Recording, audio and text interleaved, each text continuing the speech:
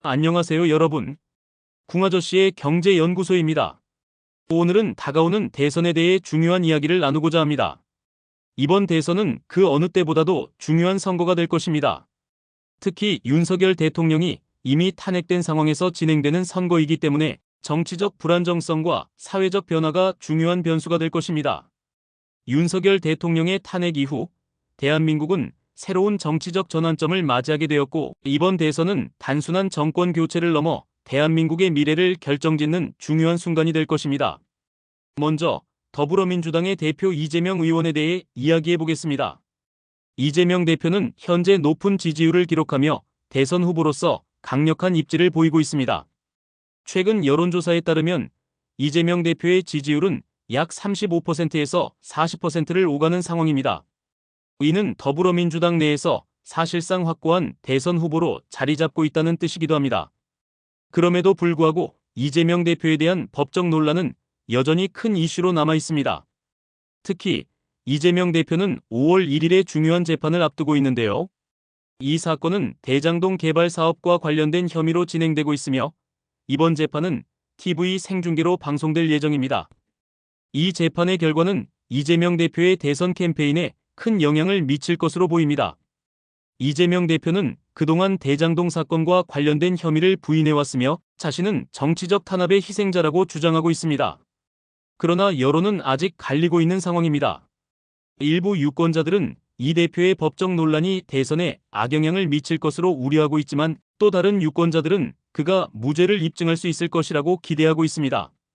중요한 점은 이재명 대표의 법적 문제가 대선까지 이어질 경우 유권자들에게 그가 과연 정상적인 리더로서 역할을 할 수 있을지에 대한 의문을 불러일으킬 수 있다는 점입니다.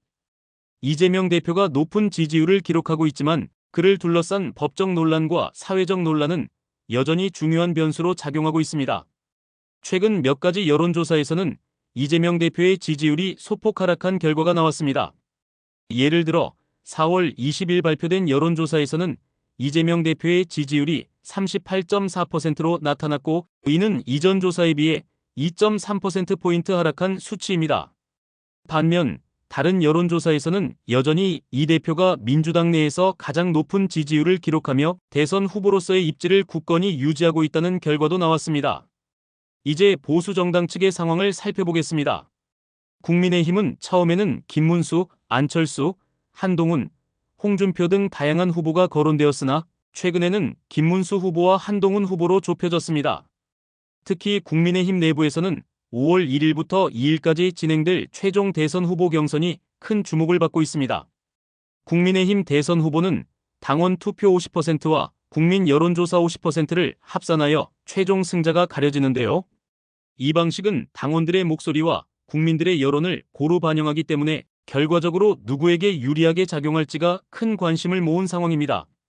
김문수 후보는 오랫동안 정치계에서 활동한 베테랑 정치인으로 보수층의 결집을 이끌어내고 있습니다. 그는 강력한 보수 성향을 유지하며 경제 회복과 안보 강화, 법치주의 수호를 주요 공약으로 내세우고 있습니다.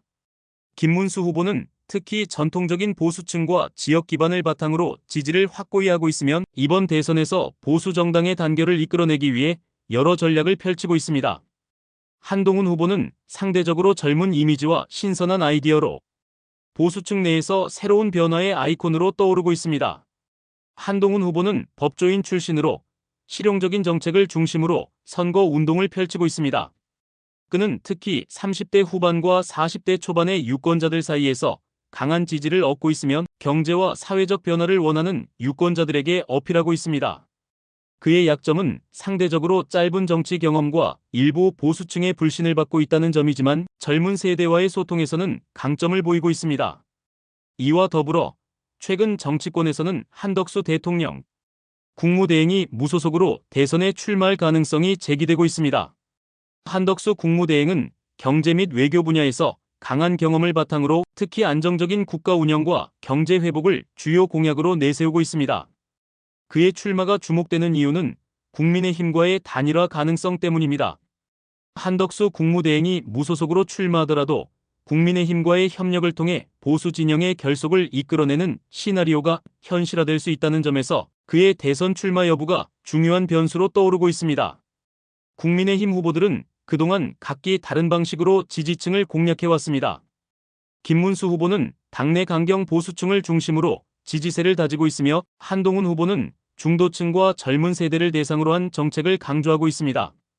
이 두 후보 간의 경쟁은 5월 1일부터 2일까지의 투표 및 여론조사를 통해 본격화될 예정이며 두 후보 간의 치열한 대결을 통해 3일 결과가 나올 예정입니다. 이와 동시에 이재명 대표의 재판이 5월 1일 TV 생중계로 진행되며 그와 같은 날인 5월 1일부터 3일까지는 국민의힘 대선 후보가 최종적으로 결정됩니다. 그야말로 귀추가 주목되는 순간입니다. 정치권에서는 이 두 사건이 겹쳐져 많은 이들의 관심을 끌고 있으며 각 후보들의 향후 행보가 대한민국의 미래를 결정짓는 중요한 시점이 될 것입니다. 이번 대선은 단순한 정권 교체의 문제가 아니라 대한민국의 미래를 결정짓는 중요한 선택입니다. 여러분도 이제 곧 다가올 대선에서 어떤 후보가 가장 나은 선택일지 깊이 고민해 보셔야 할 시점입니다. 대선의 결과는 단순히 정치적인 변화에 그치지 않고 대한민국의 사회적, 경제적 방향성에 큰 영향을 미칠 것입니다. 앞으로의 대선 과정을 면밀히 지켜보시고 여러분의 소중한 한 표가 대한민국의 미래를 어떻게 바꿀 수 있을지 생각해 보시기 바랍니다.